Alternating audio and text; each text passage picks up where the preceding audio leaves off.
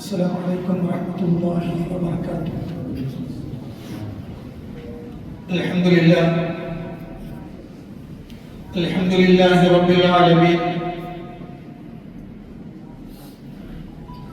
نحمده ونستعينه ونستغفره ونعوذ بالله من شرور أنفسنا ومن سيئات أعمالنا، من يهده الله فلا مضل له ومن يضلل فلا هادي له، واشهد ان لا اله الا الله وحده لا شريك له، واشهد ان محمدا عبده ورسوله صلى الله وسلم وبارك عليه وعلى اله واصحابه ومن اهتدى بهداهم الى يوم الدين. اما بعد، فقد قال الله سبحانه وتعالى في القرآن المجيد: أعوذ بالله من الشيطان الرجيم، يا أيها الذين آمنوا اتقوا الله حق تقاته ولا تموتن إلا وأنتم مسلمون. പ്രിയപ്പെട്ട സഹോദരന്മാരെ, പ്രപഞ്ചനാഥനായ അല്ലാഹുവിന്റെ കൽപ്പന നിർദ്ദേശങ്ങൾ ജീവിതത്തിന്റെ നിഖില മേഖലകളിലും സൂക്ഷിക്കണമെന്ന് എന്നോടും നിങ്ങളോടും ഉണർത്തുകയാണ്.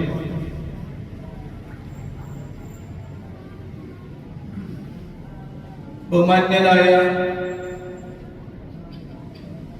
ഷെയ്ഖ് മുഹമ്മദ് ബിൻ അബ്ദുൽ വഹാബ് റഹിമഹുല്ലാഹയുടെ വളരെ പ്രസിദ്ധമായ ഗ്രന്ഥമാണ് കിതാബ് തൗഹീദ്. കഴിഞ്ഞ ക്ലാസ്സിൽ ഗ്രന്ഥകാരനായ മുഹമ്മദ് ബിൻ അബ്ദുൽ വഹാബ് റഹിമഹുല്ലയെ അദ്ദേഹത്തിന്റെ ചരിത്രം ഹ്രസ്വമായ രൂപത്തിൽ നമ്മൾ സംസാരിക്കുകയുണ്ടായിട്ടുണ്ട്. ഇന്ന് മുതൽ കിതാബ് തൗഹീദിന്റെ അധ്യായങ്ങളിലൂടെയാണ് നമ്മൾ കടന്നു പോകുന്നത്. ഈ ഗ്രന്ഥത്തിന്റെ പേര് കിതാബ് തൗഹീദ് എന്നാണ്. ഇതിന്റെ പ്രത്യേകത, പരിശുദ്ധ ഖുർആനിന്റെ ആയത്തുകൾ ഓരോ അധ്യായങ്ങളോടും യോജിച്ച രൂപത്തിൽ പരിശുദ്ധ ഖുർആനിന്റെ ആയത്തുകൾ ഉദ്ധരിക്കുക, പ്രവാചകൻ സല്ലല്ലാഹു അലൈഹി വസല്ലമയിൽ നിന്ന് റിപ്പോർട്ട് ചെയ്യപ്പെട്ട പ്രവാചക വചനങ്ങൾ ഉദ്ധരിക്കുക, എന്നിട്ട് ആ ആയത്തിൽ നിന്നും ഹദീസിൽ നിന്നും നമ്മൾ എന്തൊക്കെയാണ് മനസ്സിലാക്കിയിരിക്കേണ്ടത് എന്ന ഗഹനമായ നമ്പറിട്ട് അക്കമിട്ടുകൊണ്ട് തന്നെ അത് വിശദീകരിക്കുന്ന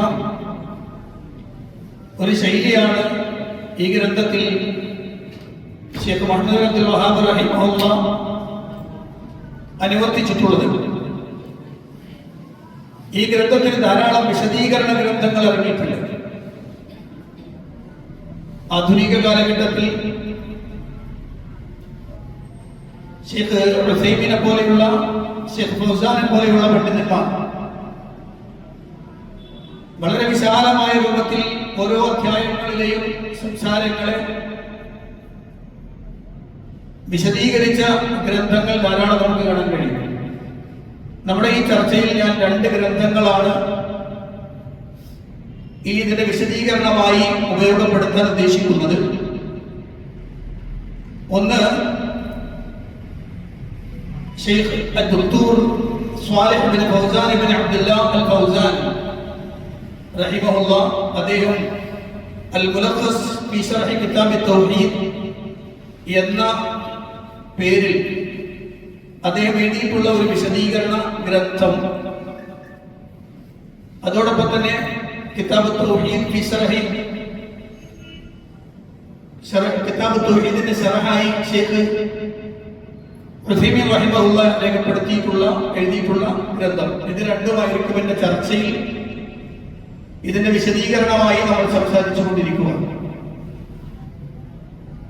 ആവശ്യമുള്ളവർക്ക് ഇൻഷാ അല്ലാഹ് കിതാബിന്റെ PDF അവർക്ക് ഞാൻ തരുന്നതാണ്. അങ്ങനെയാണെങ്കിൽ ഞാൻ കിതാബ് വായിക്കുമ്പോൾ തന്നെ നിങ്ങൾക്ക് അതിലൂടെ നോക്കിയിട്ട് ആ വിഷയത്തിലൂടെ കടന്നു പോവുകയും ചെയ്യാൻ പറ്റും. കിതാബ് തൗഹീദ് എന്ന ഹെഡിങ് എഴുതിയിട്ട്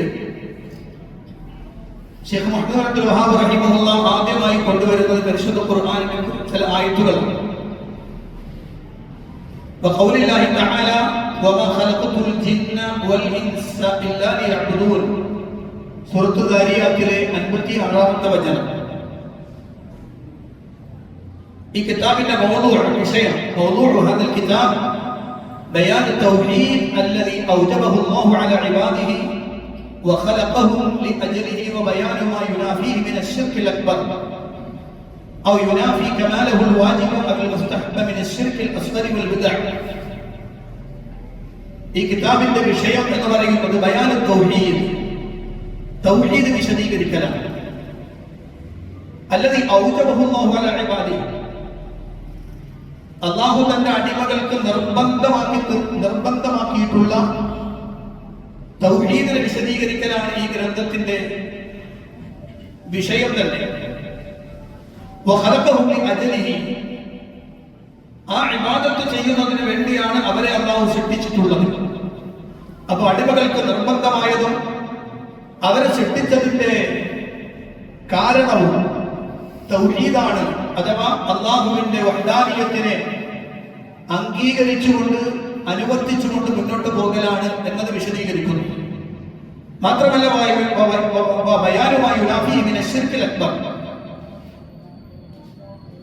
മനുഷ്യരിലേക്ക് കടന്നു വരുന്ന വലിയ ശിർക്കിനെ സംബന്ധിച്ച്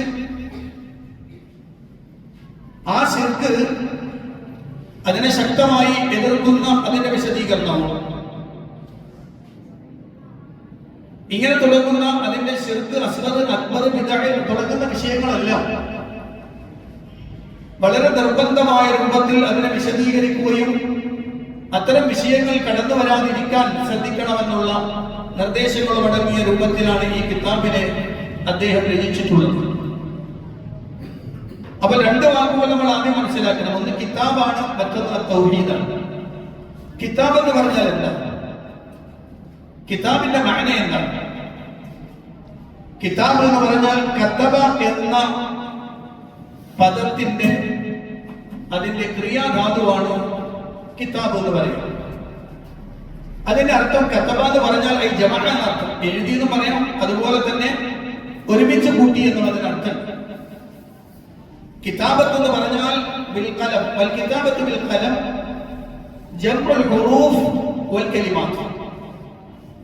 പേന കൊണ്ട് എഴുതി എന്ന് പറയുമ്പോൾ കിതാബത്ത് ചെയ്തു എന്ന് പറഞ്ഞാൽ അതിന്റെ അർത്ഥം അക്ഷരങ്ങളെയും വാക്കുകളെയും ഒരുമിച്ച് കൂട്ടി എന്നാണ് അതിന്റെ അർത്ഥം. അങ്ങനെയുള്ള ഒന്നിനാണ് കിതാബ് എന്ന് പറയുന്നത്. മലയാളത്തിൽ അതിന് പുസ്തകം എന്ന് പറയാറുണ്ട്. പുസ്തകം എന്ന് പറഞ്ഞാലും അതിന്റെ അർത്ഥം കിതാബ് എന്ന് തന്നെയാണ്. അപ്പോൾ കിതാബ് എന്ന് പറഞ്ഞാലും പുസ്തകം എന്ന് പറഞ്ഞാലും അവിടെ നടക്കുന്ന പ്രക്രിയ ഒന്നാണ്. ഹർഫുകളെയും അക്ഷരങ്ങളെയും വാചകങ്ങളെയും ഒരുമിച്ച് കൂട്ടുക എന്നാണ് അതിന്റെ അർത്ഥം. ഇനി രണ്ടാമത്തെ വേർഡ് അത്തൗഹീദ് എന്നാണ്. എന്താണ് അത്തൗഹീദ് എന്ന് പറഞ്ഞാൽ? അത് വഹദ യുവഹിദു എന്ന് പറയപ്പെടുന്നതിന്റെ മസ്ദറാണ്, അതിന്റെ ക്രിയാധാതുവാണ് തൗഹീദ് എന്ന് പറയുന്നത്. എന്ന് പറഞ്ഞാൽ ജഅലഹു വാഹിദൻ, ഒരു വസ്തുവിനെ ഏകമാക്കി എന്നാണ് അതിന്റെ അർത്ഥം. എന്നാൽ ഇവിടെ അതിന്റെ ഉദ്ദേശം മുറാദു ബിഹി ഹുന, ഇവിടെ അതിന്റെ ഉദ്ദേശം ഇഫ്റാദുല്ലാഹി ബിൽ ഇബാദ,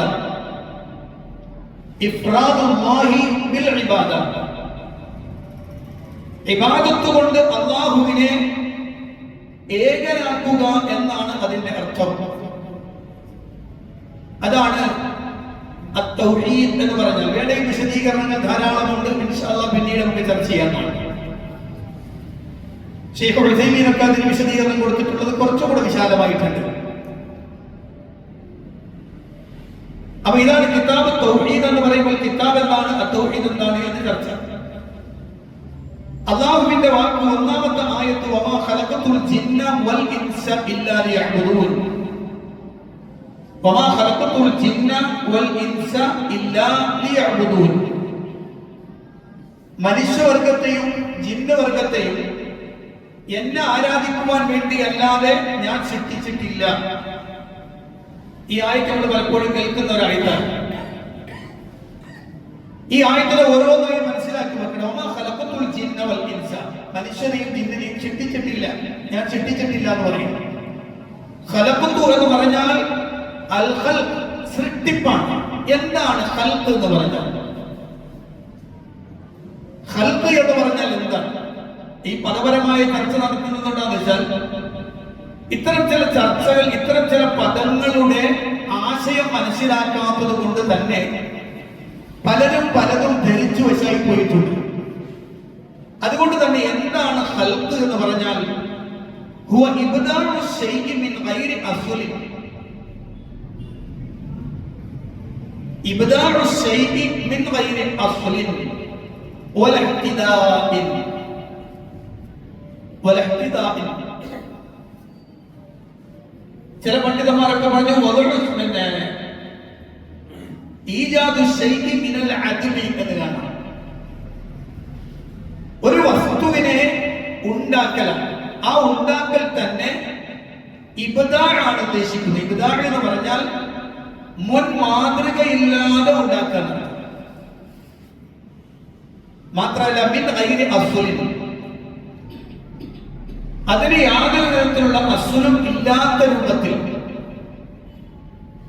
മനുഷ്യനെ സൃഷ്ടിച്ചു എന്ന് പറഞ്ഞാൽ മനുഷ്യനെ പോലെ വേറെ ഒരു സൃഷ്ടിയിൽ നിന്ന് കണ്ട് മനസ്സിലാക്കി ഉണ്ടാക്കിയതല്ല മനുഷ്യനെ. പരിശുദ്ധ ഖുർആനിലൊക്കെ കാണാം ബദീഉസ് സമാവാതി വൽ അർദ്, ആകാശങ്ങളെയും ഭൂമിയെയും അവൻ ബദീഉ ചെയ്തു എന്നാ പറഞ്ഞത്. നമ്മൾ അർത്ഥമൊക്കെ സൃഷ്ടിച്ചു എന്നർത്ഥത്തിന്.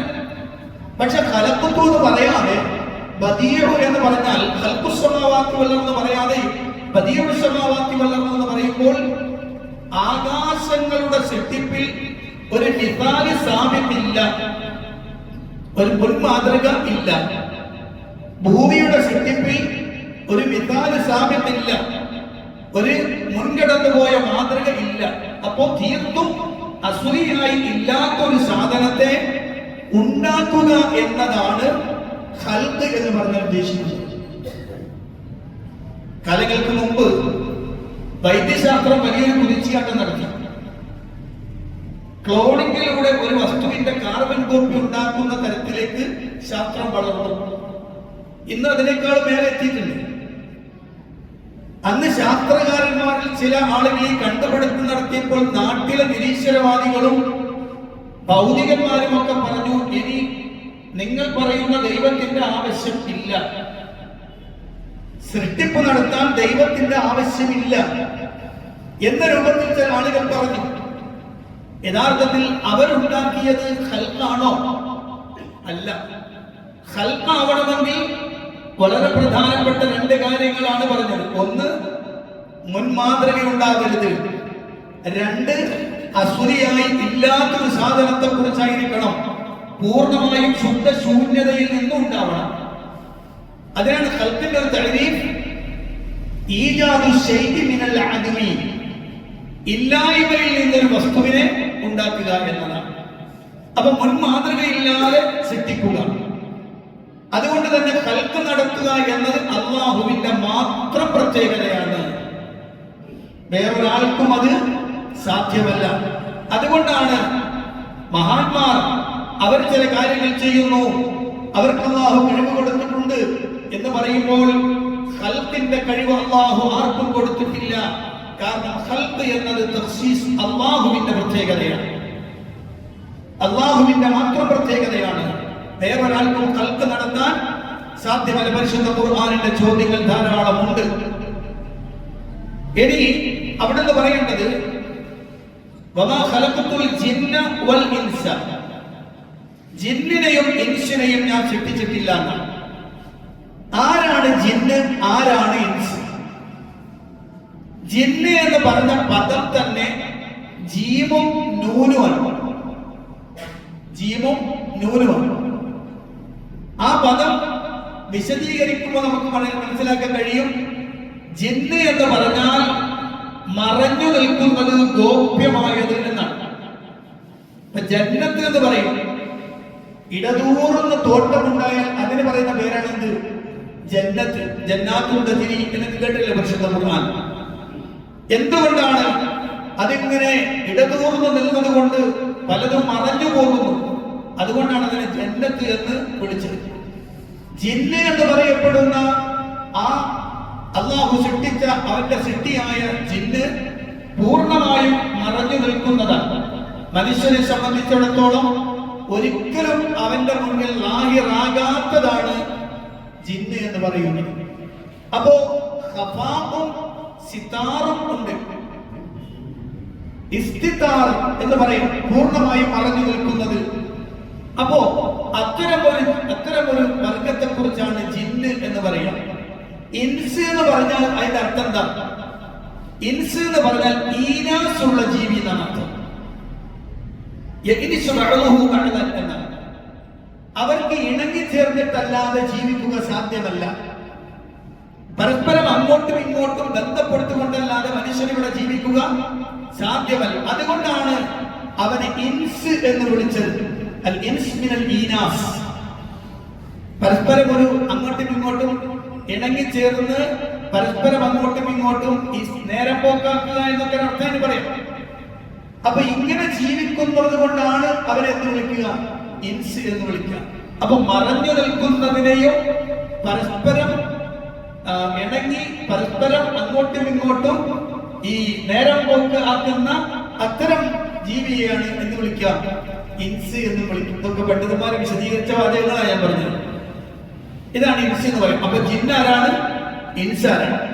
ഈ ഇൻസിനെയും ജിന്നിനെയും നാം അല്ലാഹ് പറയാണ്, ഞാൻ സൃഷ്ടിച്ചിട്ടില്ല ഇല്ലാ ലിയഅ്ബുദൂൻ, എന്നെ ആരാധിക്കുവാൻ വേണ്ടി അല്ലാതെ എന്നാണ്. അവിടെ നിങ്ങൾ ശ്രദ്ധിച്ചു നോക്കണം, പരിശുദ്ധ ഖുർആനിലൊക്കെ കാണാം ലിയഅ്ബുദൂൻ എന്ന് നമ്മൾ നിർത്തുമ്പോഴും ആ നൂനിന്റെ അടിയിൽ ഒരു കെസറിട്ടുണ്ടാവും. മുസ്ലിം നോക്കിയാൽ കാണാം, ഞങ്ങൾക്ക് സൂറത്ത് ദാരിയാത്തിലെ 56-ാമത്തെ വചനത്തിൽ ലിയഅ്ബുദൂൻ എന്ന് പറയുമ്പോൾ നമ്മൾ ഇൻ എന്ന് നിർത്തുകയാണെങ്കിലും അവിടെ നൂനിന്റെ അടിയിൽ ഒരു കെസറുണ്ട്. അതുകൊണ്ടാണ് അർത്ഥം വെക്കുമ്പോ എനിക്ക് ഇബാദത്ത് ചെയ്യാൻ വേണ്ടിയല്ലാതെ എന്നൊരു പ്രയോഗം നമ്മൾ അർത്ഥം വെക്കുന്നത്. അതിന്റെ അർത്ഥം അവിടെ കലമി എന്ന് നമ്മൾ പറയും, എന്റെ പേന, ബൈത്തി എന്റെ വീട്. അവിടെ ഒരു അവസാനം ഒരു തീരൊരു നീട്ടുണ്ട്. അവിടെ യാ ഇട്ടിട്ടാണ് നീട്ടാൻ. ആ യാ ഇവിടെ ഇല്ല. ഇല്ലാതെ എന്ന് പറയുന്നതിന് പകരം അവിടെ യാവ് പോയി എന്ന് അറിയിക്കുന്നതാണ് ഇവിടെ കസർത്ത് നിർത്തിയിട്ടുള്ളത്. അത് നോക്കുമ്പോൾ നമ്മൾ ശ്രദ്ധിച്ചാൽ കാണാം ലിയഅ്ബുദൂന എന്നാണ് പറയേണ്ടത്. പക്ഷെ നൂറിന് കസറാണ് ഇട്ടിരിക്കേണ്ടത്. അതിന്റെ അർത്ഥം അവിടെ ഒരു യാവ് പോയിട്ടുണ്ട്. അതുകൊണ്ടാണ് കസറത്തിന്റെ മേൽ മബ്നിയാക്കി എന്നൊക്കെ പറയാമാണ് പറഞ്ഞു വന്നത്. എന്നെ ആരാധിക്കാൻ വേണ്ടിയല്ലാതെ എന്നാണ് പറഞ്ഞത്.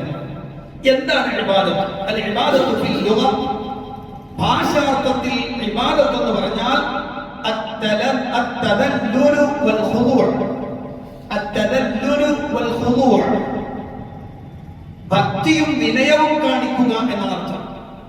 അത്തദല്ലുലു വൽ ഖുദൂ', വിനയം കാണിക്കുക, ഭക്തി കാണിക്കുക, താഴ്മ കാണിക്കുക, ഭക്തി കാണിക്കുക എന്നർത്ഥം. എന്നാൽ ശറഇൽ അതിന്റെ അർത്ഥം എന്താണ്? ശറഇൽ ഇബാദത്ത് എന്ന് പറഞ്ഞാൽ എന്താണ്? ഇസ്മുൻ ജാമിഉൻ ലിമാ യുഹിബ്ബുഹു അല്ലാഹു വ യർദാഹു മിനൽ അഖ്വാലി വൽ അഅമാലി അൽ-ളാഹിറതി വൽ ബാത്തിന. ശൈഖ് ഫൗസാൻ അതിനെ വിശദീകരിച്ച വാചകം ഞാൻ പറയുന്നത്. എന്താണ് ഇബാദത്ത് എന്ന് പറഞ്ഞാൽ? ഇബാദത്ത് എന്ന് ഉദ്ദേശിക്കുന്നത് എന്താണ്? മതപരമായി പറയുമ്പോൾ ഇസ്മുൻ ജാമിഉൻ, ഒരുമിച്ച് കൂട്ടിയ ഒരു നാമമാണ്, എല്ലാത്തിനെയും ഉൾപ്പെടുത്തുന്ന ഒരു നാമം. എന്തിനെയൊക്കെ? ലിമാ യുഹിബ്ബുഹു അല്ലാഹു വ യർദാഹു, അല്ലാഹു ഇഷ്ടപ്പെടുന്ന, അവൻ തൃപ്തിപ്പെടുന്ന എല്ലാത്തിനെയും ഉൾപ്പെടുത്തുന്ന ഒരു നാമം. അതെന്തൊക്കെയാണ്? മിനൽ അഖ്വാലി വൽ അഅമാലി അൽ-ളാഹിറതി വൽ ബാത്തിന. അത് സംസാരങ്ങളുണ്ട്, വാചകങ്ങളുണ്ട്, അതുപോലെ തന്നെ പ്രത്യക്ഷവും പരോക്ഷവുമായ അമലുകൾ ഉണ്ട്. അപ്പൊ പ്രത്യക്ഷവും പരോക്ഷവുമായ അമലുകളിൽ നിന്നും അമലുകളാലും വാക്കുകളാലും അള്ളാഹു ഇഷ്ടപ്പെട്ടതും അവൻ പൊരുത്തപ്പെടുന്നതുമായ തൃപ്തിപ്പെടുന്നതുമായ എല്ലാത്തിനെയും ഉൾപ്പെടുത്തുന്ന ഒരു നാമമാണ് എന്ത് ഇബാദത്ത് എന്ന് പറഞ്ഞാൽ. അപ്പൊ ഇബാദത്താവണമെങ്കിൽ അള്ളാഹു തൃപ്തിപ്പെട്ടതാവണം, അള്ളാഹു സുബ്ഹാനഹു വ തആല ഇഷ്ടപ്പെടുന്നതാണ്. ആ ഇബാദത്താണ്, അതാണ് ഇബാദത്ത്. അത് അള്ളാഹുവിന് മാത്രമായിരിക്കണം എന്നാണ് അള്ളാഹു സുബ്ഹാനഹു വ തആല ഇവിടുന്ന് പഠിപ്പിക്കുന്നത്. അപ്പോൾ ഒരാൾ ഇബാദത്തായി പറയുന്ന ഒരു ഖൗൽ, ഒരു വാക്ക്, അത് അള്ളാഹുവിനോട് മാത്രമാവണം. ഇബാദത്താകുന്ന അമാലുകൾ അത് ബാത്തിനത്താവട്ടെ ലാഹിറാവട്ടെ, പ്രത്യക്ഷമാവട്ടെ പരോക്ഷമാവട്ടെ, അതും അള്ളാഹുവിന് മാത്രം. ഇതിനു വേണ്ടിയാണ് മനുഷ്യരെയും ജിന്നവർഗത്തെയും ഞാൻ സൃഷ്ടിച്ചിട്ടുള്ളത് എന്നാണ് ഇതിന്റെ അർത്ഥം. അപ്പൊ ഈ ആയത്തിനെ മൊത്തത്തിൽ നമുക്ക് ഇങ്ങനെ വായിക്കാം. അന്നല്ലാഹു സുബ്ഹാനഹു വ തആല അഖ്ബർ, അല്ലാഹു സുബ്ഹാനഹു വ തആല അറിയിക്കുകയാണ്, അന്നഹു മാ ഖലഖൽ ഇൻസ വൽ ജിന്ന ഇല്ലാ ലിഇബാദത്തിഹി,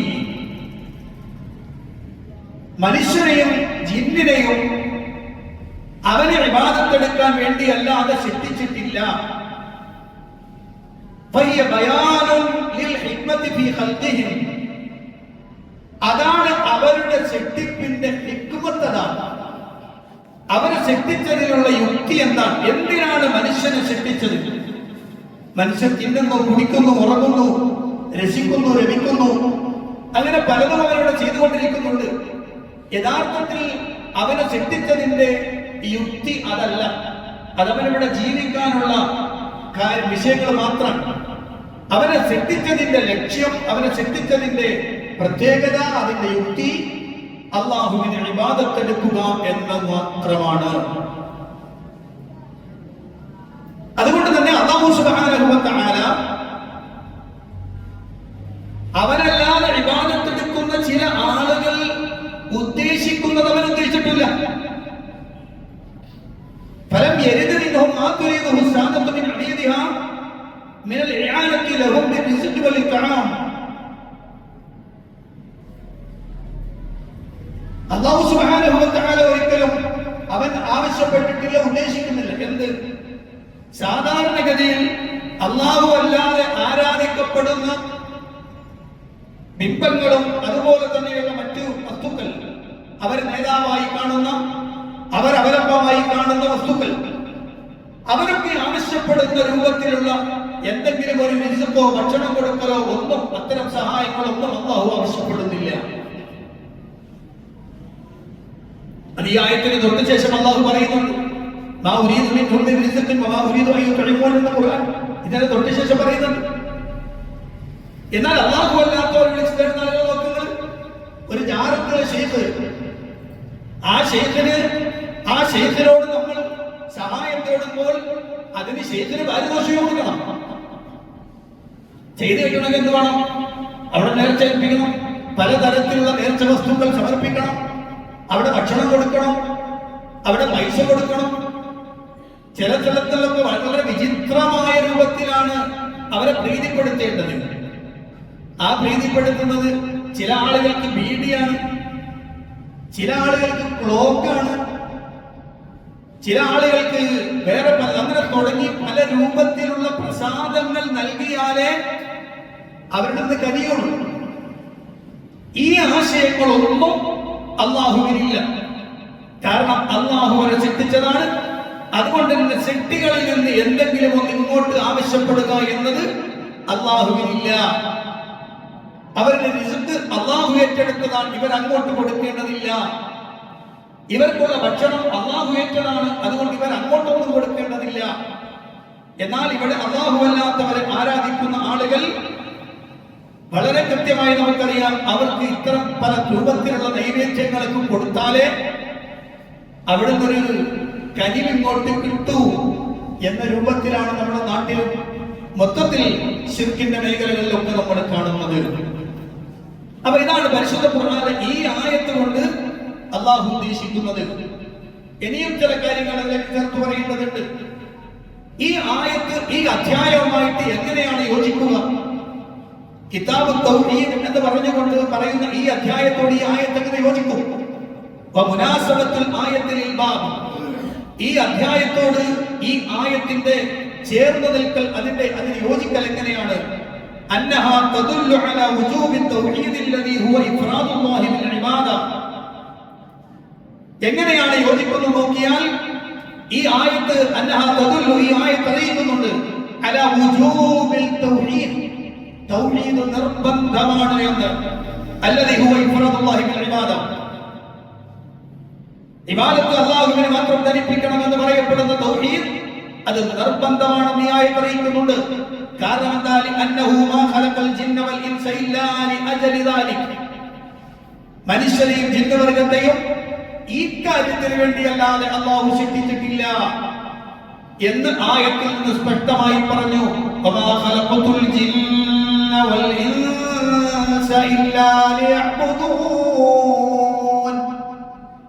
ഈ ആയത്തിൽ നിന്ന് സ്പഷ്ടമായി മനസ്സിലാക്കുന്ന ഒരു കാര്യം, ഒരു മനുഷ്യൻ അവന്റെ ഇബാദത്ത് അല്ലാഹുവിന് മാത്രം അർപ്പിക്കണം എന്ന് പറഞ്ഞാൽ തൗഹീദ് സ്വീകരിക്കൽ നിർബന്ധമാണ് എന്നീ ആയത്തിൽ നിന്ന് ബോധ്യമാകുന്നു എന്നാണ്. ഇനി നമുക്ക് ഈ ആയത്തിൽ നിന്ന് നമ്മൾ മനസ്സിലാക്കി വെക്കേണ്ടുന്ന ചില ഫായിദകളുണ്ട്. ഈ ആയത്ത് നമുക്ക് നൽകുന്ന ചില ഫായിദകളുണ്ട്. അതിലൊരു 5 എണ്ണമാണ് ഷെയ്ഖ് ഫൗസാൻ അദ്ദേഹത്തിന്റെ കിതാബിൽ വിശദീകരിക്കുന്നത്. അതിൽ ഒന്നാമത്തത് വജൂബു ഇഫ്റാദില്ലാഹി ബിൽ ഇബാദത്തി അലാ ജമീഇ തഖലൈൻ അൽ ജിന്നി വൽ ഇൻസ്. വജൂബു ഇഫ്റാദില്ലാഹി ബിൽ ഇബാദത്തി അലാ ജമീഇ തഖലൈൻ, മനുഷ്യരും ജിന്നും അടങ്ങുന്ന ആ 2 വിഭാഗത്തിലും മുഴുവൻ ആളുകൾക്കും ഇബാദത്ത് അല്ലാഹുവിനെ മാത്രം അർപ്പിക്കണം എന്നത് നിർബന്ധമാണ്. കാരണം അല്ലാഹു പറഞ്ഞു വമാ ഖലഖതുൽ ജിന്ന വൽ ഇൻസ ഇല്ലാ ലിയഅ്ബുദൂൻ എന്നാണ്. അപ്പോൾ മനുഷ്യനാണോ ഇബാദത്ത് അല്ലാഹുവിനെ മാത്രമാക്കൽ നിർബന്ധമാണ്? ജിന്നാണോ ഇബാദത്ത് അല്ലാഹുവിനെ മാത്രമാക്കൽ നിർബന്ധമാണ്? ഈ ആയത്തിലൂടെ അല്ലാഹു സുബ്ഹാനഹു വ തആല ബോധ്യപ്പെടുത്തുന്ന ഒന്നാമത്തെ കാര്യം. രണ്ടാമത്തേത് ബയാനുൽ ഹിക്മത്തി മിൻ ഖൽഖിൽ ജിന്നി വൽ ഇൻസ്. രണ്ടാമത്തെ കാര്യം ബയാനുൽ ഹിക്മത്തി മിൻ ഖൽഖിൽ ജിന്നി വൽ ഇൻസ്, ജിന്നിനെയും ഇൻസിനെയും സൃഷ്ടിച്ചതിലുള്ള ഹിക്മത്തിനെ വിശദീകരിക്കുന്നു. എന്താണ് അവരെ സൃഷ്ടിക്കാൻ അതിനുള്ള യുക്തി എന്താണ്? നമ്മൾ നേരത്തെ ചർച്ച ചെയ്ത വിഷയമാണ്. മൂന്നാമത്തെ കാര്യം അന്നൽ ഖാലിഖ ഹുവല്ലദീ യസ്തഹിഖുൽ ഇബാദത ദൂന ഗൈരിഹി മിമ്മൻ ലാ യഖ്ലുഖ് ഫഫി ഹാദാ റദ്ദുൻ അലാ ഉബാദിൽ അസ്നാമി വഗൈരിഹാ.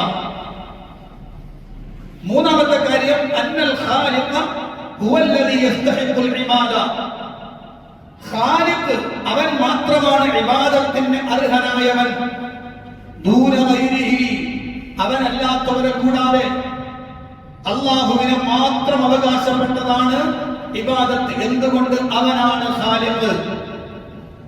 അല്ലാഹു അല്ലാത്തവരോ മിമ്മൻ ലാ യഖ്ലുഖ്, സൃഷ്ടിക്കാൻ കഴിവില്ലാത്തവരായ അല്ലാഹു അല്ലാത്ത ഒരാൾക്കും ഇബാദത്ത് യോജിക്കൂല, അർഹതപ്പെട്ടതല്ല. ഖാലിഖിന് മാത്രം അവകാശപ്പെട്ടതാണ്. അപ്പൊ ഖാലിഖ് അല്ലാത്ത ഒരാൾക്കും ഇബാദത്ത് തിരിച്ചുകൂടാ. മനസ്സിലായോ? ഇബാദത്തിന്റെ ഏതൊക്കെ വകുപ്പുകളുണ്ടോ അതൊന്നും ഖാലിഖ് അല്ലാത്ത ഒരാൾക്ക് തിരിച്ചുകൂടാ. ഫഫി ഹാദാ റദ്ദുൻ അലാ ഉബാദിൽ അസ്നാമി വഗൈരിഹാ, വിഗ്രഹങ്ങളെ അതല്ലാത്തതുമൊക്കെ ഇബാദത്തെടുക്കുന്ന ആളുകൾക്കുള്ള ഖണ്ഡനം കൂടിയാണ് ഈ ആയത്ത്. നിങ്ങൾ ആലോചിച്ച് നോക്കൂ, നമ്മുടെ നാട്ടിലൊക്കെ പറയാറുള്ളത് മഹാന്മാർക്ക് അല്ലാഹു കഴിവ് കൊടുത്തിട്ടുണ്ട് എന്നാണ്. അല്ലാഹു മഹാന്മാർക്ക് കഴിവ് കൊടുത്തിട്ടുണ്ട്, അതുകൊണ്ട് ഞങ്ങളുടെ ആവശ്യം അവരോട് ഞങ്ങൾ ചോദിക്കുന്നു, അവർക്ക് അല്ലാഹു കൊടുത്ത കഴിവിൽ നിന്ന് സഹായിക്കാനാണ് ഞങ്ങൾ ചോദിക്കുന്നത് എന്നാണ് പറയാറുള്ളത്. യഥാർത്ഥത്തിൽ അല്ലാഹു ഖൽഖിന്റെ ഒരു കഴിവ് ഒരാൾക്കും കൊടുത്തിട്ടില്ല. ഖൽഖ് ചെയ്യാനുള്ള ഒരു കഴിവ് അല്ലാഹു ആർക്കും കൊടുത്തിട്ടില്ല. അങ്ങനെ കൊടുത്തു എന്ന് ആരെങ്കിലും വാദിച്ചാൽ അല്ലാഹു സുബ്ഹാനഹു വ തആലയുടെ വിശേഷണത്തിൽ പങ്കുചേർത്ത മുശ്രിക്കാണ് അയാൾ. വളരെ ഗൗരവത്തോടു കൂടി കാണേണ്ട വാക്കാണത്. കാരണം നേരത്തെ നമ്മൾ പറഞ്ഞതുപോലെ എന്താണ് ഖൽഖ് എന്ന് നമ്മൾ പറഞ്ഞല്ലോ. ആ ഖൽഖ് ചെയ്യാൻ ആർക്കേ കഴിയുള്ളൂ?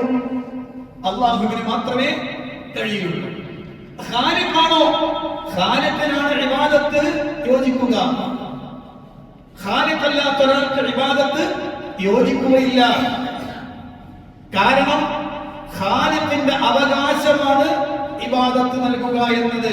കാരണം അല്ലാഹു അതിനു വേണ്ടിയാണ് അവരെ സൃഷ്ടിച്ചിട്ടുള്ളത്. അപ്പൊ അതല്ലാത്തവരെ വിളിച്ചു തേടുന്ന ആളുകളെ സംബന്ധിച്ചിടത്തോളം അവർ ചെയ്യുന്നത് ശുദ്ധ അസംബന്ധമാണ്. അല്ലാഹുവിന്റെ കൽപ്പനയ്ക്ക് ധിക്കാരം പ്രവർത്തിക്കലാണ്. പോരാ, തന്നെ സൃഷ്ടിച്ചതിന്റെ ആ കാര്യത്തോട് പോലും എതിര് പ്രവർത്തിക്കുന്നവനാണ് അവനെന്നർത്ഥം. ഞാൻ എന്ന സൃഷ്ടിയെ ഇവിടെ സൃഷ്ടിച്ചതിന്റെ ലക്ഷ്യത്തിന് എതിരായി പ്രവർത്തിക്കുന്നവനാണ് അല്ലാഹു അല്ലാത്തവർക്ക് ഇബാദത്ത് എടുക്കുന്നവൻ. നാലാമത്തത് ബയാനു അല്ലാഹി സുബ്ഹാനഹു വ തആല അൻ ഖൽഖിഹി വഹാജത്തിൽ ഖൽഖി ഇലൈഹി ലിഅന്നഹു ഹുവൽ ഖാലിഖു വഹും മഖ്ലൂഖൂൻ. നാലാമത്തെ പ്രത്യേകത ബയാനു അല്ലാഹി സുബ്ഹാനഹു വ തആല അൻ ഖൽഖിഹി, സൃഷ്ടികളിൽ നിന്ന് അല്ലാഹു സുബ്ഹാനഹു വ തആല പൂർണ്ണമായും ഐശ്വര്യപൂർണ്ണനാണ്. അല്ലാഹു സുബ്ഹാനഹു വ തആല സൃഷ്ടികളിൽ നിന്ന് പൂർണ്ണമായും ധന്യനാണ് എന്ന് പറഞ്ഞാൽ ഒരു ആവശ്യവും അവന് സൃഷ്ടികളോടില്ല. ബഹാലത്തുൽ ഖൽഖി ഇലൈഹി, സൃഷ്ടികളാവട്ടെ അവനിലേക്ക് ആവശ്യക്കാരനാണ്. അല്ലാഹു സുബ്ഹാനഹു വ തആല സംബന്ധിച്ചിടത്തോളം അവൻ ഒരിക്കലും സൃഷ്ടികളിലേക്ക് ആവശ്യക്കാരനേയല്ല. അപ്പൊ സ്വാഭാവികമായിട്ട് ഒരു സംശയം, പിന്നെന്തിനാണ് ഇബാദത്ത് കൊടുക്കണമെന്ന് പറയുന്നത്?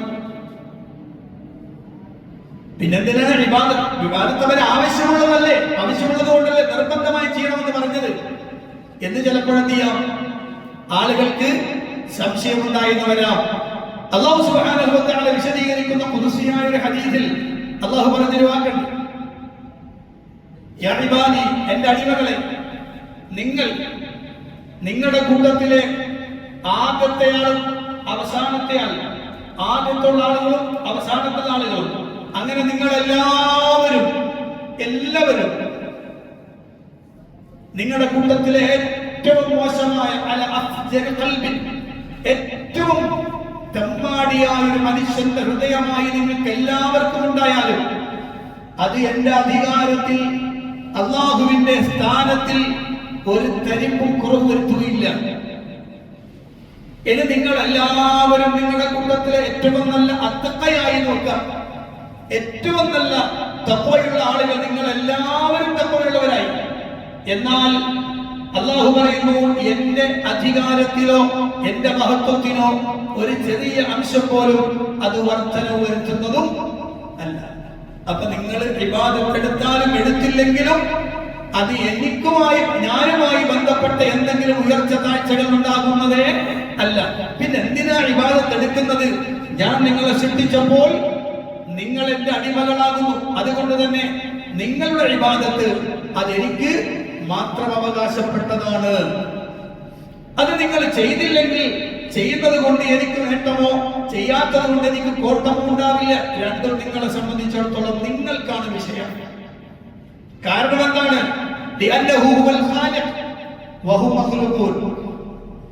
അല്ലാഹു ആവട്ടെ ഖാലിഖാണ്, അവരാവട്ടെ സൃഷ്ടികളുമാണ്. അപ്പൊ സൃഷ്ടികളായ ആളുകൾ സൃഷ്ടാവിനായിരിക്കണം ഇബാദത്ത് എടുക്കേണ്ടത്.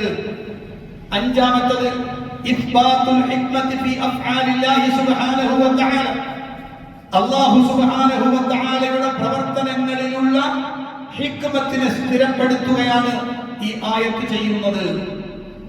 ഒരൊറ്റ ആയത്ത് നമ്മൾ ചർച്ച ചെയ്തത്, വമാ ഖലഖതുൽ ജിന്ന വൽ ഇൻസ ഇല്ലാ ലിയഅ്ബുദൂൻ. ഈ ആയത്തിൽ നിന്ന് നമ്മൾ മനസ്സിലാക്കി വെക്കേണ്ടുന്ന വളരെ ഗൗരവമുള്ള കുറച്ച് കാര്യങ്ങളാണ് ഇപ്പൊ നമ്മൾ സംസാരിച്ചിട്ടുള്ളത്. ഇതാണ് മുഹമ്മദ് അബ്ദുൽ വഹാബ് റഹിമഹുല്ലാഹ് തന്റെ ഗ്രന്ഥത്തിൽ കിതാബ് തൗഹീദിൽ ആദ്യമായി കൊണ്ടുവന്നിട്ടുള്ള ആയത്ത്. ഇനി രണ്ടാമത്തെ ആയത്തിലേക്ക് നമുക്ക് പ്രവേശിക്കാം. വഖൗലുഹു തആല വലഖദ് ബഅത്നാ ഫീ കുല്ലി ഉമ്മത്തിൻ റസൂലാ അൻ ഇഅ്ബുദുല്ലാഹ വജ്തനിബുത് ത്വാഗൂത്ത്. സൂറത്തുൽ നഹ്ലിലെ 36ാമത്തെ വചനം. സൂറത്തുൽ നഹ്ലിലെ 36ാമത്തെ വചനം. വലഖദ് ബഅത്നാ ഫീ കുല്ലി ഉമ്മത്തിൻ റസൂലൻ. വലഖദ് ബഅത്നാ, ശ്രദ്ധിച്ചോളണം. വലഖദ് ബഅത്നാ, നാം നിയോഗിച്ചിട്ടുണ്ട് എല്ലാ ഉമ്മത്തിലും ദൂതന്മാരെ. എന്താണ് അവരെ നിയോഗിച്ചപ്പോൾ അവർ കൊടുത്ത നിർദ്ദേശം? അനിഅ്ബുദുല്ലാഹ വജ്തനിബുത് ത്വാഗൂത്ത്, നിങ്ങൾ അല്ലാഹുവിനെ ഇബാദത്ത് എടുക്കണം, താഗൂത്തുകളെ വെടിയണം. ഈ ആയത്തൊന്ന് ഗഹനമായി മനസ്സിലാക്കേണ്ടതാണ്. ഈ ആയത്തിന്റെ തുടക്കം നിങ്ങൾ നോക്ക്. വലഖദ് ബഅത്നാ എന്നാണ് പറഞ്ഞത്. വലഖദ് ബഅത്നാ. ഇവിടെ നഹ്വിയായ ഒരു ഖായിദ, അറബി ഗ്രാമർ പ്രകാരം ഒരു പ്രത്യേകത ഉണ്ട് ഈ വാചകത്തിന്. കാരണം ഖദ് എന്ന ഒരു ഹർഫ്, രണ്ട് ഹർഫുകൾ ചേർന്ന ഖദ് എന്ന് പറയുന്നത്, അത് ഭൂതകാല ക്രിയയുടെ മുമ്പിലാണ് വരുന്നതെങ്കിൽ, ഭാവികാല ക്രിയയുടെ മുന്നിലാണ് വരുന്നതെങ്കിൽ അതിന് രണ്ടിനും രണ്ട് തരത്തിലാണ് അർത്ഥം വരിക. മനസ്സിലായോ? കാരണം ഇതിന്റെ പരിഭാഷ എഴുതുമ്പോൾ ചിലയിടത്തൊക്കെ കാണാം തീർച്ചയായും എന്നൊരു അർത്ഥം കൊടുത്ത് കാണുന്നതാണ്. പരിഭാഷകളിൽ തീർച്ചയായും എന്നൊരർത്ഥം കൊടുക്കും. തീർച്ചയായും പറഞ്ഞാൽ നമ്മൾ കേട്ടിട്ടുള്ള ഇന്നയാണ് അല്ലേ? ഇന്ന എന്ന് പറഞ്ഞാൽ ഇന്നമാന്നൊക്കെ വന്നാൽ നീ തീർച്ചയായും അർത്ഥം കൊടുക്കും. പക്ഷെ ഇവിടെ തീർച്ചയായും അർത്ഥം വെക്കാൻ കാരണം എന്താണ്? അത് ലഖദ് ബഅത്നാ എന്ന് പറഞ്ഞതാണ്. ബഅസ എന്ന് പറയപ്പെടുന്നത് ഭൂതകാല ക്രിയയാണ്. അതിന്റെ മുമ്പാണ് ഖദ് എന്ന പ്രയോഗം വന്നിട്ടുള്ളത്, ലഖദ് എന്ന പ്രയോഗം വന്നിട്ടുള്ളത്. അപ്പൊ ഉറപ്പായിട്ട് എന്ത് ചെയ്യും? അവിടെ തഹ്ദീദിന്റെ മഅനയാണെന്ന് പറയാം. തഹ്ദീദിന്റെ മഅന ഉറപ്പ് എന്നർത്ഥം വരണം. അവിടെ തീർച്ചയായും എന്നർത്ഥമാണ് വരണം. ഇനി അല്ല ഖദ് യഫ്അലു ഖദ് യബ്അഥു എന്നാണ് പറഞ്ഞെങ്കിലോ അവിടെ തഖ്ലീലിന്റെ മഅനയാണ് എന്ന് പറഞ്ഞാൽ ചിലപ്പോൾ എന്നർത്ഥം കിട്ടും. അയക്കാം, അയക്കാതിരിക്കാം, രണ്ടും വരാം. മനസ്സിലായോ? എന്നാൽ ഇവിടെ വന്നിട്ട് അങ്ങനല്ല, ഉറപ്പിന്റെ സീതയാണ്, ഉറപ്പിന്റെ പദമാണ് വന്നിട്ടുള്ളത്. അതിന്റെ അർത്ഥം തീർച്ചയായും നാം നിയോഗിച്ചു, റസൂൽമാരെ നിയോഗിച്ചു എന്നാണ്. ഓരോ ഉമ്മത്തിലും അയച്ചിട്ടുണ്ട് എന്നാണ്. അപ്പൊ ഒരു ഉമ്മത്തിലും റസൂൽ ഇല്ലാത്തത് ഉണ്ടാവില്ല എന്നത് വളരെ കൃത്യമായി ബോധ്യപ്പെട്ടു. മാത്രമല്ല ആ റസൂലുമാർക്ക് നൽകിയിട്ടുള്ള നിർദ്ദേശവും വളരെ കൃത്യമായി വരികയാണ്. അപ്പൊ നമുക്ക് ആ ആയത്തിലൊന്ന് വിശദീകരിക്കാം. ബഅസ്ന എന്ന് പറഞ്ഞാൽ അർസൽന, നാം നിയോഗിച്ചു. കുല്ലി ഉമ്മത്തി ഫീ കുല്ലി ഉമ്മത്തി, കുല്ലു ഉമ്മത്ത് എന്ന് പറഞ്ഞാൽ കുല്ലു ത്വാഇഫത്തിൻ വഖർനിൻ വജീലിൻ മിനൻ നാസ്, മനുഷ്യരിൽ നിന്നുള്ള ഓരോ കാലഘട്ടത്തിലും തലമുറയിലും സമൂഹത്തിലും ഓരോ ത്വാഇഫത്തിലും ഓരോ സംഘങ്ങളിലും എന്നാണ് അതിന്റെ അർത്ഥം. ഉമ്മത്ത് എന്നത് 4 അർത്ഥത്തിന് പരിശുദ്ധ ഖുർആൻ ഉപയോഗിച്ചിട്ടുണ്ട്. 4 അർത്ഥത്തിന് ഖുർആൻ ഉപയോഗിച്ചത് കാണാം ഉമ്മത്ത് എന്ന പദം. നിങ്ങൾക്ക് പരിചയമുള്ള ഒരു ആയത്തെ പെട്ടെന്ന് പറയാം. ഇന്ന ഇബ്രാഹീമ കാന ഉമ്മത്തൻ, ഇന്ന ഇബ്രാഹീമ കാന ഉമ്മത്തൻ, ഇബ്രാഹിം നബി ഒരു ഉമ്മത്തായിരുന്നു എന്ന് പറഞ്ഞാൽ എന്താർത്ഥം? സമുദായമായിരുന്ന അർത്ഥം വെക്കണം. അവിടുത്തെ ഉമ്മത്തിന്റെ അർത്ഥം ഇമാമാണ്, ഇമാമ് എന്ന അർത്ഥത്തിനാണ്. മനസ്സിലായോ? ഇങ്ങനെ പല അർത്ഥങ്ങൾക്കും ഉമ്മത്ത് പ്രയോഗിച്ചിട്ടുണ്ട്. ഇവിടെ പറഞ്ഞിട്ടുള്ളത് സമൂഹത്തിൽ മനുഷ്യരുടെ ഓരോ തലമുറയിലും ഓരോ സംഘത്തിലും ഓരോ സമൂഹത്തിലും നാം നിയോഗിച്ചിട്ടുണ്ട് ആരെ? റസൂലൻ, റസൂലിനെ. അർറുസുൽ പ്രവാചകന്മാർ, റുസുൽ. നമ്മള് നബി റസൂൽ എന്ന് പറയുമ്പോഴൊക്കെ നീ പ്രവാചകൻ പ്രവാചകൻ എന്ന് പറയാം. പക്ഷെ റസൂലും നബിയും തമ്മിൽ വ്യത്യാസമുണ്ട്. കുല്ലു നബിയും കുല്ലു റസൂലും നബിയും വലൈസ കുല്ലു നബിയും റസൂൽ. മനസ്സിലായി പറഞ്ഞെന്താണ്? എല്ലാ റസൂലുമാരുമാരാണ്, നബിമാരാണ്. പക്ഷെ എല്ലാ നബിമാരുമാരല്ല റസൂലല്ല. എല്ലാ റസൂലുമാരും നുബുവത്തുള്ളവരാണ്. നുബുവത്തുള്ളവർക്ക് റിസാലത്ത് വരുള്ളൂ. എന്നാൽ എല്ലാ റിസാലത്തുള്ളവരും എല്ലാ നുബുവത്തുള്ളവരും ആരല്ല? റിസാലത്തുള്ളവരല്ല എന്ന് വെച്ചാൽ റസൂലുമാരല്ല. എന്താ ഇതിന്റെ പ്രത്യേകത? റസൂൽ എന്ന് പറഞ്ഞാൽ മൻ ഊഹിയ ഇലൈഹി ബിശർഇ വഉമിറ ബിതബ്ലീഗിഹി എന്നാണ് റസൂൽ എന്ന് പറഞ്ഞാൽ. ആരാണ് റസൂൽ? മൻ ഊഹിയ ഇലൈഹി ബിശർഇ, ഒരു ശർഅ, ഒരു നിയമവുമായി അല്ലാഹു സുബ്ഹാനഹു വ തആല ദിവ്യബോധനം നൽകിയിരിക്കുന്ന ആളെയാണ്. മാത്രമല്ല ഉമിറ ബിതബ്ലീഗിഹി, അത് പ്രബോധനം ചെയ്യാൻ കൽപ്പിക്കപ്പെടുകയും ചെയ്തിട്ടുണ്ട്. അപ്പൊ ശർഅുമുണ്ട്, തബ്ലീഗുമുണ്ട്. ഇത് രണ്ടുമുള്ള ആളെയാണ് എന്ത് പറയാം? റസൂൽ എന്ന് പറയാം. മനസ്സിലായോ? അപ്പൊ അങ്ങനെയുള്ള പ്രവാചകന്മാർ, അവരിൽ ഒന്നാമത്തെ ആളാണ് ആര്? സയ്യിദുനാ നൂഹ് അലൈഹിസ്സലാത്തു വസ്സലാം. നൂഹ് നബി അലൈഹിസ്സലാത്തു വസ്സലാം ആണ് ഒരു ശരീഅത്തും തബ്ലീഗുമായി വന്ന ആദ്യത്തെ ആൾ. അതുകൊണ്ടാണ് നൂഹ് അലൈഹിസ്സലാം അവ്വലുർ റുസുൽ എന്ന് പറയുന്നത്. റസൂലുമാരിൽ അവസാനത്തെ ആൾ സയ്യിദുനാ വ ഹബീബുനാ മുഹമ്മദ് റസൂലുള്ളാഹി സ്വല്ലല്ലാഹു അലൈഹി വസല്ലം. എന്നാൽ ഒന്നാമത്തെ നബിയോ സയ്യിദുനാ അബുൽ അംബിയ അബുൽ ബശർ ആദം അലൈഹിസ്സലാത്തു വസ്സലാം. റസൂലുള്ളാഹി ആദം എന്നല്ല പറയാ, നബിയുള്ളാഹി ആദം എന്നാണ് പറയാ. അവസാനത്തെ നബി സയ്യിദുനാ മുഹമ്മദ് സ്വല്ലല്ലാഹു അലൈഹി വസല്ലം.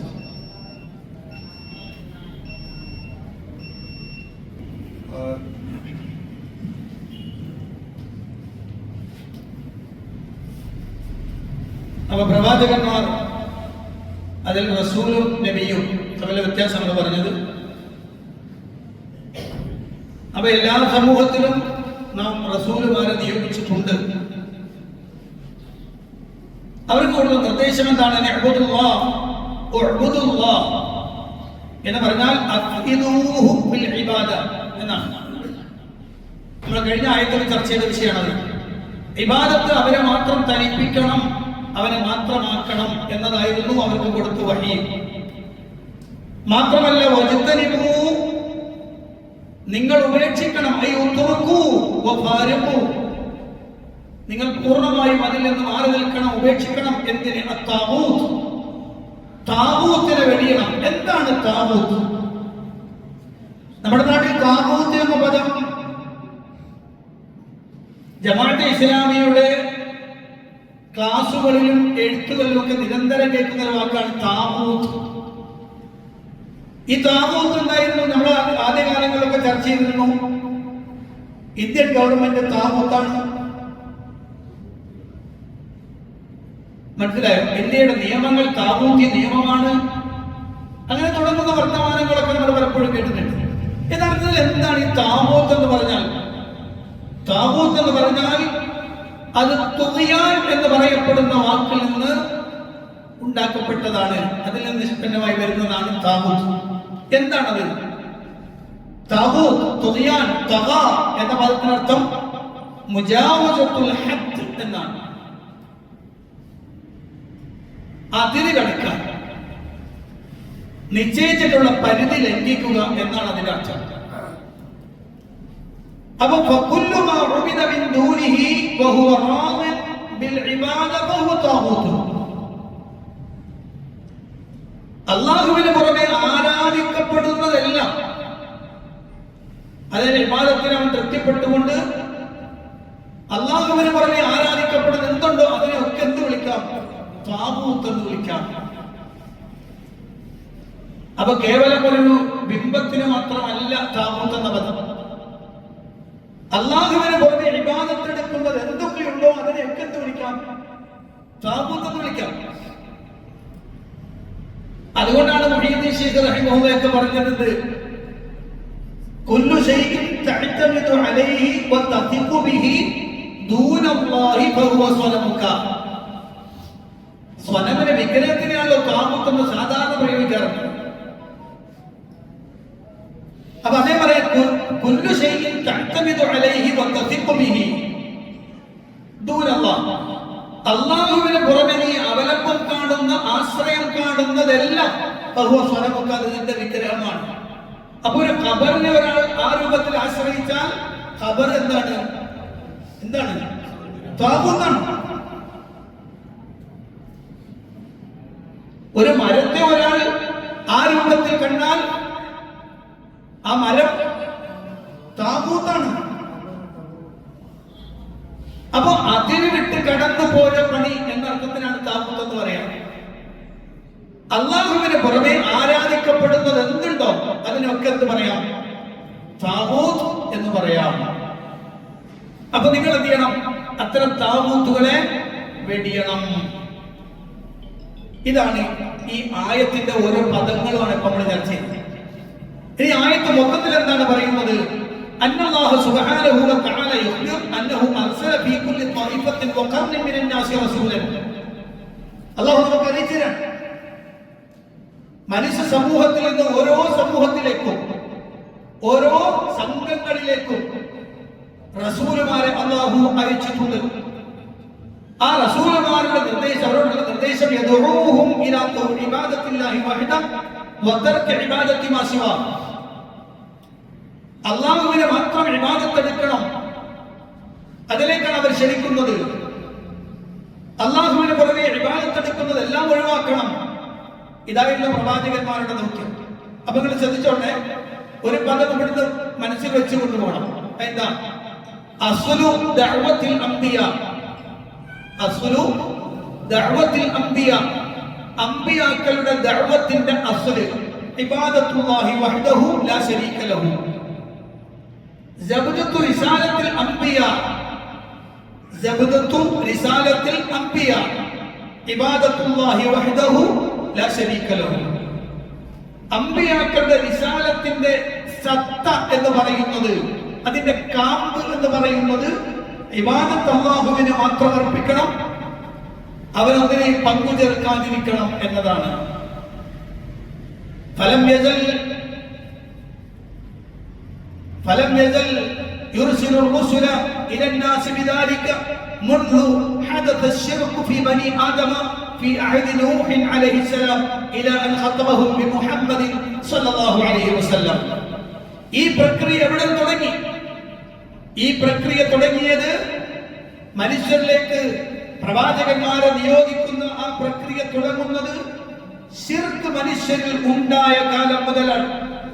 അത് ആദം സന്തതികളിൽ നൂഹ് നബിയുടെ കാലഘട്ടത്തിൽ ശിർക്ക് തുടക്കം കുറിച്ച അന്ന് മുതൽ, അഥവാ ശിർക്ക് തുടങ്ങിയ കാലഘട്ടം മുതൽ പ്രവാചകന്മാരെ നിയോഗിച്ചു തുടങ്ങി, റസൂലുമാരയച്ചു തുടങ്ങി. ഏതുവരെ? ഇലാ അൻ ഖത്തമഹും ബി മുഹമ്മദിൻ സ്വല്ലല്ലാഹു അലൈഹി വസല്ലം.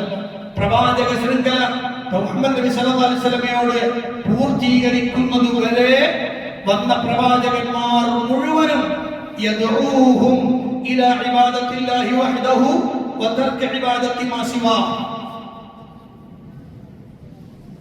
ഇതാണ് ഈ ആയത്തിന്റെ പ്രത്യേകത. ഇതാണ് ഈ ആയത്ത് നമ്മളോട് പഠിപ്പിച്ചിരുന്നത്. വലഖദ് ബഅത്നാ ഫീ കുല്ലി ഉമ്മത്തിൻ റസൂലാ അൻ ഇഅ്ബുദുല്ലാഹ വജ്തനിബുത് താഗൂത്ത്.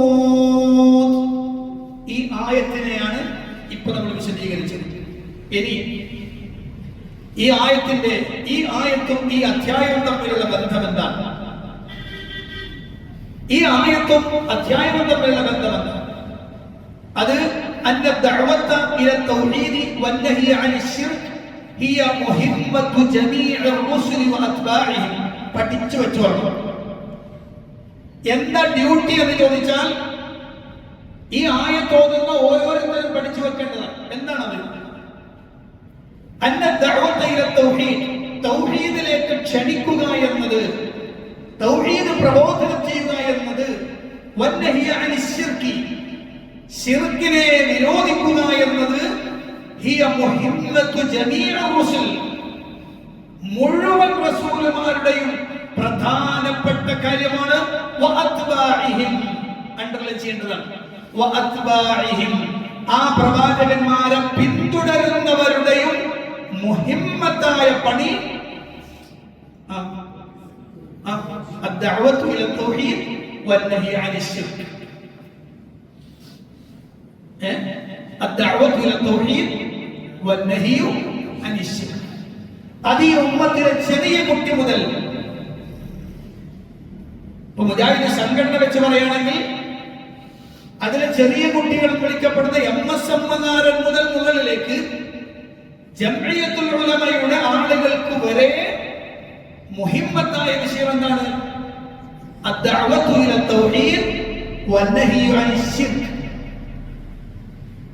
കാരണം അതാണ് മുഹിമ്മത്തു ജമീഇർ റസുൽ വഅത്ബാഇഹിം, പ്രവാചകന്മാരുടെയും റസൂലുമാരുടെയും അവരെ പിന്തുടർന്ന ആളുകളുടെയും പ്രധാനപ്പെട്ട വിഷയം അദ്ദഅവതു ഇല തൗഹീദ് വന്നഹി അനി ശിർക്ക്. അതൊന്ന് പറഞ്ഞു പഠിച്ചു വെച്ചോളൂ. എന്താണ് അദ്ദഅവതു ഇല തൗഹീദ് വന്നഹി അനി ശിർക്ക്? ഇത് ചെയ്യാത്ത പണി ദഅവത്തല്ല. ഇത് ചെയ്യാത്ത പണി വേറെ എന്തൊക്കെ നിങ്ങൾ പറഞ്ഞാലും ഇത് നിങ്ങൾ ചെയ്യണില്ലേ, നിങ്ങളെ പണി ബാത്തിലാണ്. ചില ആളുകളൊക്കെ പറയുന്നുണ്ട് അങ്ങനെയല്ല. ചില ആളുകളൊക്കെ ഇത് ആദ്യം പറയണ്ടേ, സമൂഹത്തിൽ കുഴപ്പമില്ല. ചില വലിയ വലിയ ആളുകൾ കുട്ടികളോട് പറയില്ലേ, നിങ്ങൾ കുട്ടികൾ എന്ത് ചെയ്യണ്ട, നിങ്ങൾ തൗഹീദ് ശിർക്കും പറഞ്ഞു കുട്ടികൾക്കിടയിൽ ഭിന്നിപ്പെട്ടാൽ നിൽക്കണ്ട, നിങ്ങൾ ഓലെ ചേർത്ത് പിടിച്ചിട്ട് ഓൽക്ക് വേണ്ട സംഗതികളൊക്കെ ഇങ്ങനെ ചെയ്തു കൊടുത്തിട്ട് അങ്ങനെ നിങ്ങൾ പ്രവർത്തിച്ചാൽ മതി. തൗഹീദ് ഐഎസ്മാരും കേന്ദ്രമാരും പറഞ്ഞോളും എന്ന് പറയപ്പെടുന്ന ചില ആളുകളുണ്ട്. ശുദ്ധ സംബന്ധമാണത്. അത് റസൂലുമാരെ, പ്രവാചകനെ ഇത്തിബാഅ ചെയ്യുന്ന ഒരാൾക്ക് പറയാൻ പറ്റൂല. ഇപ്പൊ നിങ്ങൾക്ക് മനസ്സിലായി തുടങ്ങുന്നുണ്ടാവല്ലേ ഈ കിതാബ് തൗഹീദിനോട് എന്താണ് ആളുകൾക്ക് വെറുപ്പെന്ന്? എന്തുകൊണ്ടാണ് കിതാബ് തൗഹീദിനെ ആളുകൾ ഇഷ്ടപ്പെടാത്തത്? കാരണം എല്ലാ ശിർക്ക് ഖുറാഫാത്തുകളെയും തകിടം മറിക്കുകയും ഓരോരുത്തരുടെയും മുഹിമ്മത്തായ പ്രത്യേകമായ അവരുടെ ലക്ഷ്യം എന്താണെന്ന് കണിശമായി ബോധ്യപ്പെടുത്തുകയും ചെയ്യുന്നു എന്നതാണ് പ്രത്യേകത. അപ്പോ നിങ്ങൾ റസൂലിനെ ഇത്തിബാഅ ചെയ്ത ആളാണോ എങ്കിൽ ചെറിയ കുട്ടിയാണെങ്കിൽ പോലും എന്ത് ചെയ്യണം? ഇത് ചെയ്യണം. വിശാലമായ ഹദീസുകൾ പിന്നാലെ വരുന്നത് കൊണ്ട് ഞാൻ അതിലേക്ക് ഒരു ഇശാറത്ത് പറയാം. അബ്ദുല്ലാഹി ഇബ്നു അബ്ബാസ് റളിയല്ലാഹു അൻഹു ചെറിയ കുട്ടിയാണ്. ആ ചെറിയ കുട്ടിക്ക് നബി തങ്ങൾ കൊടുത്ത നിർദ്ദേശം യാ ഗുലാം ഇന്നി ഉഅല്ലിമുക കലിമാത്തിൻ, അല്ലേ? യാ ഗുലാം ഇന്നി ഉഅല്ലിമുക കലിമാത്തിൻ. എന്താ പറഞ്ഞത്? നബി പറഞ്ഞു കൊടുക്കാൻ, ഞാൻ നിനക്ക് ചില വാക്കുകളൊക്കെ പഠിപ്പിച്ചുതരാം. ആ പഠിപ്പിച്ചു കൊടുക്കുമ്പോ പ്രധാനപ്പെട്ട പറഞ്ഞതാണ് ഇദാ സഅൽത ഫസ്അലില്ലാഹ് ഇദാ ഇസ്തഅൻത ഫസ്തഇൻ ബില്ലാഹ്. ശേഷം എന്താ പറഞ്ഞു? ഈ ലോകത്തെ ആളുകൾ എല്ലാവരും കൂടി ഒരുമിച്ച് കൂടി മോനെ നിനക്കൊരു നന്മ ചെയ്യാൻ ഉദ്ദേശിച്ചിട്ടുണ്ട്, അല്ലാഹു ഉദ്ദേശിച്ചിട്ടുണ്ടെങ്കിൽ ചെയ്തു തരാൻ പറ്റൂല. ഈ ലോകത്തെ ആളുകൾ എല്ലാവരും കൂടി ഒരുമിച്ച് കൂടിയിട്ടുണ്ട്, നിനക്ക് ഉപദ്രവം ചെയ്യാൻ, അല്ലാഹു ഉപദ്രവിക്കാൻ തീരുമാനിച്ചിട്ടില്ലെങ്കിൽ ഒന്നും നടക്കില്ല. ഇത് ശരി. ഞാൻ പറയുന്നത് എന്താ അറിയോ? MSM-കാരൻ ചെയ്യേണ്ടുന്ന ഏറ്റവും വലിയ പണി ഇക്കാലഘട്ടത്തിൽ തൗഹീദ് കൃത്യമായി നമ്മുടെ കുട്ടികൾക്ക് പറഞ്ഞു കൊടുക്കണം. നിങ്ങൾ കണ്ടില്ലേ എത്ര കുട്ടികളാണ് ആത്മഹത്യ ചെയ്യുന്നത്? ഇപ്പൊ ഒരു ട്രെൻഡായി മാറിക്കൊണ്ടിരിക്കുന്നു. കാരണം എന്താ? അവർക്ക് അല്ലാഹുവിനെ കൃത്യമായ വിശ്വാസം ഇല്ല, അവന്റെ വഹ്ദാനിയത്ത് ബോധ്യപ്പെട്ടിട്ടില്ല, അവൻ മതി എന്ന ഹസ്ബുനല്ലാഹ് എന്ന ഖൗലിന്റെ ഉള്ളിലിറങ്ങിയിട്ടില്ല, നിഅമൽ വക്കീൽ ഉള്ളിലിറങ്ങിയിട്ടില്ല. കിട്ടിയിട്ടില്ല. അതുകൊണ്ടാണ് നിസ്സാര പ്രശ്നമാകുമ്പോഴേക്ക് ആത്മഹത്യ. ഞാൻ ഇപ്പതാ കഴിഞ്ഞ 2 ദിവസങ്ങളിലായി 2 പെൺകുട്ടികളുടെ ആത്മഹത്യ നമ്മൾ വായിച്ചു. ഭർത്തൃ വീട്ടിൽ ഉണ്ടായ മാനസികമായ പീഡനങ്ങളുടെ പേരിൽ ഒരു പെൺകുട്ടി, വേറൊരു പെൺകുട്ടി അതുപോലെ കഴിഞ്ഞ ദിവസം എത്തിയിട്ടുണ്ട് ആത്മഹത്യ ചെയ്തിട്ടുണ്ട്. വേറൊരു വിഷയം. എന്താണ് കാരണം? കണിശമായി ഈ ഒരു തവക്കുലും ഒരു അമ്നും അവരുടെ കൽബിലേക്ക് കിട്ടിയിട്ടില്ല. പഠിക്കാൻ വിട്ടു, പഠനം തന്നെ പഠനം. അവർക്ക് കൃത്യമായ ഒരു നിർദ്ദേശം നിരന്തരമായി ലഭിക്കുന്നില്ല എന്നതാണ്. അതുകൊണ്ട് തന്നെയാണ് തൗഹീദ് വളരെ പ്രധാനപ്പെട്ടതാണെന്ന് പറയാം. ഞാൻ ഇനി ഈ ആയത്തിൽ നിന്ന് മനസ്സിലാക്കുന്ന ചില ഫായിദകൾ കൂടി പറഞ്ഞു പെട്ടെന്ന് അവസാനിപ്പിക്കും. ഒന്നാമത്തത്, അന്നൽ ഹിക്മത മിൻ ഇർസാലി റസൂൽ ഹിയ ദഅവതു ഇല തൗഹീദ് വന്നഹി അനിൽ ശിർക്ക്. പ്രവാചകന്മാർ അല്ലാഹു റസൂലുമാരെ നിയോഗിച്ചതിന്റെ ഹിക്മത്ത്, അതിന്റെ യുക്തി എന്ന് പറയുന്നത് തൗഹീദിലേക്ക് ക്ഷണിക്കുക, ശിർക്കിനെ വിരോധിക്കുക എന്നതാണ്. രണ്ടാമത്തത്, അന്ന ദീനൽ അംബിയാഇ വാഹിദുൻ വഹുവ ഇഖ്ലാസുൽ ഇബാദത്തി ലില്ലാഹ് വതർക്കുൽ ശിർക്ക് വഇൻ ഇഖ്തലഫത് ശറാഇഉഹു. ശരിക്കും മനസ്സിലാക്കി വെച്ചോളൂ, ശരിക്കും മനസ്സിലാക്കി വെക്കാം. രണ്ടാമത്തെ പോയിന്റ് എന്താ? അന്ന ദീനൽ അംബിയാഇ വാഹിദുൻ. അബൂന അബുൽ ബശർ ആദം അലൈഹിസ്സലാത്തു വസ്സലാം മുതൽ സയ്യിദുനാ വ ഹബീബുനാ മുഹമ്മദ് റസൂലുള്ളാഹി സ്വല്ലല്ലാഹു അലൈഹി വസല്ലം വരെ വരുന്ന പ്രവാചകന്മാരുടെ ദീൻ ഒന്നാണ്. ഒരൊറ്റ ദീനാണ് അവർ പറഞ്ഞത്. അതെന്താണ്? ഹുവ ഇഖ്ലാസുൽ ഇബാദത്തി ലില്ലാഹ് വ തർക്കുശ് ശിർക്ക്. ഇബാദത്ത് അല്ലാഹുവിനെ മാത്രമാക്കുക, ശിർക്ക് ഉപേക്ഷിക്കുക. എന്നാൽ ആ കാലഘട്ടങ്ങളിൽ ജനങ്ങൾ പിന്തുടരേണ്ടുന്ന ശരഈയായ വിഷയങ്ങളിൽ ചിലപ്പോൾ വ്യത്യാസങ്ങൾ ഉണ്ടാവാം. മുഹമ്മദ് നബി സ്വല്ലല്ലാഹു അലൈഹി വസല്ലമയുടെ ഉമ്മത്ത് നിസ്കരിച്ചതുപോലെ അതിൽ ഒന്നുകൊടുക്കണമെന്ന് പറഞ്ഞു, അതിൽ നജാസാത്തിനെ കുറിച്ച് പറഞ്ഞു. അങ്ങനെ പറഞ്ഞ വിഷയങ്ങളിൽ അത്തരം കാര്യങ്ങളിൽ കാലഘട്ടങ്ങളിൽ ചിലപ്പോൾ ഉണ്ടാവും, മാറ്റങ്ങൾ വന്നിട്ടുണ്ടാവാം. പക്ഷേ തൗഹീദിന്റെ കാര്യത്തിൽ ആദം നബി മുതൽ മുഹമ്മദ് നബി വരെ വരുന്ന പ്രവാചകന്മാർ അലൈഹിം സ്വലാത്തു വസ്സലാം അവരെല്ലാവരും പറഞ്ഞത് ഒരൊറ്റ കാര്യമായിരുന്നു. അത് അല്ലാഹുവിനെ മാത്രമേ പ്രാർത്ഥിക്കണം, ശിർക്ക് ഒഴിവാക്കണമെന്ന്. തൗഹീദ് അന്ന് പറഞ്ഞതന്നെ ഇന്നും. അന്ന് ശിർക്ക്, ഇന്നും ശിർക്ക്. അന്ന് ശിർക്കായ ഒരു കാര്യം ഇന്ന് ശിർക്കല്ലാതാവൂല, ഇന്ന് തൗഹീദായി മാറൂല. അന്ന് തൗഹീദായ ഒരു കാര്യം ഇന്ന് ശിർക്കായി മാറൂല. കാരണം അമ്പിയാക്കൾ അവരുടെ ദീന വാഹിദാണ് എന്ന് ബോധ്യപ്പെടുത്തുകയാണ്. മൂന്നാമത്തത്, അന്ന റിസാലത അമ്മത്ത് കുല്ലൽ ഉമ്മം വഖാമത്തിൽ ഹുജ്ജത്തു അലാ കുല്ലി ഇബാദ്. റിസാലത്ത് എന്നത് എല്ലാ ഉമ്മത്തിലും ഉണ്ടായിട്ടുള്ളതാണ്. കാരണം ഓരോ ഉമ്മത്തും ന്യായം പറയാൻ അഥവാ പ്രവാചകന്മാർക്കെതിരെ ഏതെങ്കിലും തെളിവ് നിരത്താൻ കഴിയാത്ത രൂപത്തിൽ ഹുജ്ജത്ത് സ്ഥിരപ്പെടുത്തിയിട്ടുള്ളതാണ്. ഒരു കൂട്ടർ വന്നിട്ട് പറയാണ്, ഞങ്ങൾ ഇതൊന്നും അറിഞ്ഞില്ല, ഞങ്ങൾക്ക് പ്രവാചകന്മാർ വന്നതൊന്നും മുഴുവൻ ഞങ്ങൾക്കില്ല എന്ന് പറയാൻ പറ്റില്ല. കാരണം ഖുർആൻ വേറെ സ്ഥലത്ത് പറഞ്ഞു, വലിക്കുല്ലി ഖൗമിൻ ഹാദ്. എല്ലാ സമൂഹത്തിനും ഹാദ് ഉണ്ടായിട്ടുണ്ട്, ഹാദി ഉണ്ടായിട്ടുണ്ട്, അവരെ സന്മാർഗത്തിലേക്ക് ക്ഷണിക്കുന്ന ആളുണ്ടായിട്ടുണ്ട് എന്നാണ്. അപ്പൊ സ്വാഭാവികമായും എല്ലാ ഉമ്മത്തിലേക്കും റിസാലത്തുണ്ട് എന്ന് ബോധ്യപ്പെടുത്തുന്നു. നാലാമത്തെ കാര്യം, തൗഹീദ് വഅന്നഹു വാജിബുൻ അലാ ജമീഇൽ ഉമ്മം. തൗഹീദിന്റെ കാര്യം അതിപ്രധാനമാണ്, അത് എല്ലാ സമൂഹത്തിനും നിർബന്ധമാണ് എന്ന് ഈ ആയത്ത് അറിയിക്കുന്നു. അഞ്ചാമത്തത്, ഫിൽ ആയത്തി മാ ഫീ ലാ ഇലാഹ ഇല്ലല്ലാഹ് മിനൻ നഫി വൽ ഇസ്ബാത്ത്. ഈ ആയത്തിൽ ലാ ഇലാഹ ഇല്ലല്ലാഹ് എന്ന ആ ഖൗലിൽ അതിൽ എന്തുണ്ട്? നഫിയുണ്ട്, ഇസ്ബാത്തുണ്ട്. ഇഅ്ബുദുല്ലാഹ വലാ തജ്തനിബു താഗൂത്ത് എന്ന് പറഞ്ഞ പ്രയോഗത്തിൽ ലാ ഇലാഹ ഇല്ലല്ലാഹയാണ് ഉദ്ദേശിക്കുന്നത്. അതിൽ എന്തുണ്ട്? ഇസ്ബാത്തുണ്ട്, നഫിയുണ്ട്. ലാ ഇലാഹ ഇല്ലല്ലാഹ് എന്ന് പറഞ്ഞാൽ ആദ്യം നഫിയാണ്, പിന്നെ ഇസ്ബാത്താണ്, പിന്നെ സ്ഥിരപ്പെടുത്തൽ. ശ്രദ്ധിക്കണേ, ലാ ഇലാഹ ഇല്ലല്ലാഹ്ക്ക് എത്ര ഫർളുണ്ട്. അഥവാ ഷഹാദത്ത് കലിമ, ലാ ഇലാഹ ഇല്ലല്ലാഹ്, കലിമത്തു തൗഹീദ്, അതിന് എത്ര ഫർദുണ്ട്, എത്ര ശർത്തുണ്ട്? ഫർദ് എത്ര ഉണ്ട് വെച്ചാൽ രണ്ടെണ്ണമാണ് ഫർദ്. ആ ഫർദിൽ ഒന്നാമത്തത് നഫിയാണ്, രണ്ടാമത്തത് ഇസ്ബാത്താണ്. ലാ ഇലാഹ ഇല്ലല്ലാഹ്, ലാ ഇലാഹ എന്നത് നഫിയാണ്, അത് ഫർദ് അവ്വലാണ്. ഇസ്ബാത്ത് രണ്ടാമത്തതാണ്. ഇസ്ബാത്ത് രണ്ടാമത്തത് ഫർദ് സാനി, രണ്ടാമത്തെ ഫർദാണ്. അഥവാ രണ്ട് റുക്നുകൾ, രണ്ട് ഫർദുണ്ട്. ലാ ഇലാഹ, ലാ ഇലാഹ, ഒരു ആരാധ്യന്മാരുമില്ല എന്ന് പറഞ്ഞത് കൊണ്ട് മാത്രം പൂർത്തിയാവില്ല.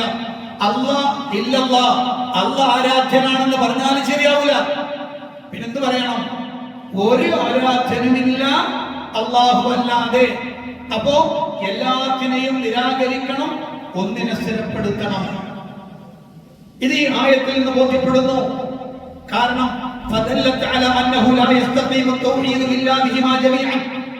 ഇത് രണ്ടും ചേർന്ന് വന്നാലല്ലാതെ തൗഹീദ് നേരെ നിൽക്കില്ല എന്നറിയിക്കുന്നുണ്ട്. അതാ ഞാൻ പറഞ്ഞ ലാ ഇലാഹ എന്ന് പറഞ്ഞാൽ തൗഹീദ് പൂർത്തിയാവില്ല. ഇല്ലല്ലാഹ് മാത്രം പറഞ്ഞാൽ തൗഹീദ് പൂർത്തിയാവില്ല. തൗഹീദ് പൂർത്തിയാവണമെങ്കിൽ ഇത് രണ്ടും വേണം. ലാ ഇലാഹ ഇല്ലല്ലാഹ്, നഫിയും വേണം, ഇസ്ബാത്തും വേണം. കാരണം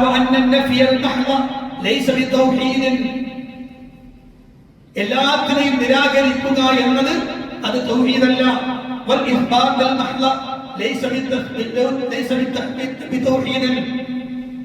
അല്ലാഹുവിനെ മാത്രം സ്ഥിരപ്പെടുത്തുക എന്നതും തൗഹീദാവില്ല. രണ്ടും കൂടി ചേരണം, അപ്പോഴേ തൗഹീദ് പൂർത്തിയാവുകയുള്ളൂ. ഇതും ഈ ആയത്തിൽ നിന്ന് നമ്മൾ മനസ്സിലാക്കി വെക്കേണ്ടതാണ്. അപ്പൊ പ്രിയപ്പെട്ടവരെ, ഇന്ന് നമ്മൾ കിതാബ് തൗഹീദിന്റെ ആദ്യത്തെ 2 ആയത്തുകളാണ് ചർച്ച ചെയ്തത്. ഒന്ന് സൂറത്ത് ദാരിയാത്തിലെ 56-ാമത്തെ ആയത്തും അതോടൊപ്പം തന്നെ വലഖദ് ബഅത്നാ ഫീ കുല്ലി ഉമ്മത്തിൻ തുടങ്ങുന്ന സൂറത്ത് നഹ്ലിലെ 36-ാമത്തെ ആയത്തും. ഈ 2 ആയത്തുകളാണ് നമ്മൾ ഇന്ന് ചർച്ച ചെയ്തിട്ടുള്ളത്. ഞാനത് വിശദീകരിച്ചത് ഷെയ്ഖ് ഫൗസാൻ അദ്ദേഹം എഴുതിയ ഗ്രന്ഥത്തിന്റെ വിശദീകരണമാണ് നമ്മൾ മനസ്സിലാക്കിയിട്ടുള്ളത്. അപ്പൊ മൊത്തത്തിൽ കിതാബ് തൗഹീദിന്റെ തുടക്കം തന്നെ അല്ലാഹുവിന്റെ വഹ്ദാനിയത്തിന്റെ പ്രാധാന്യം പറഞ്ഞുകൊണ്ടും അതിന്റെ പ്രത്യേകത പറഞ്ഞുകൊണ്ടുമാണ് അത് തുടങ്ങുന്നത്. ഇനിയും ചില ആയത്തുകളിൽ ഇൻഷാഅല്ലാഹ് തുടർ ക്ലാസ്സുകളിൽ നമുക്കത് മനസ്സിലാക്കിയെടുക്കാം. ഏതായാലും തൗഹീദ് വളരെ പ്രധാനമാണ്. ശിർക്ക് വളരെ ശക്തമായി കടന്നു വരുന്ന ഈ കാലഘട്ടത്തിൽ എന്തുകൊണ്ടും, കാരണം മുൻകാലങ്ങളിൽ പറയാൻ ഭയപ്പെട്ടിരുന്നത് പലതും ഇപ്പോൾ യാതൊരുവിധ സങ്കോചവുമില്ലാതെ, മനസാക്ഷിക്കുത്തുമില്ലാതെ നിരന്തരം ശക്തമായി പറഞ്ഞുകൊണ്ടിരിക്കുന്ന ഈ കാലഘട്ടത്തിൽ തൗഹീദ് എന്തുകൊണ്ടും പ്രാധാന്യത്തോടുകൂടി പറയണമെന്നും ശിർക്കിനെ ശക്തമായി എതിർക്കേണ്ടതുണ്ട് എന്നും നമുക്ക് മനസ്സിലാകുന്നു. അല്ലാഹു സുബ്ഹാനഹു വ തആല നമുക്ക് പ്രവാചകന്മാർ നടത്തിയ ദഅവത്ത് അങ്ങനെ തന്നെ ശക്തമായി റൂഹ് പിരിയുന്നത് വരെ നടത്താൻ അല്ലാഹു തൗഫീഖ് നൽകുമാറാവട്ടെ. സുബ്ഹാനക അല്ലാഹുമ്മ ബിഹംദിക അശ്ഹദു അൻ ലാ ഇലാഹ ഇല്ല അൻത അസ്തഗ്ഫിറുക വ അതൂബു ഇലൈക്. വസല്ലല്ലാഹു അലാ ഖൈറിൽ നബിയിന മുഹമ്മദിൻ വആലിഹി വസഹ്ബിഹി അജ്മഈൻ വൽഹംദുലില്ലാഹി റബ്ബിൽ ആലമീൻ. അസ്സലാമു അലൈക്കും വറഹ്മത്തുള്ളാഹി വബറകാതുഹു.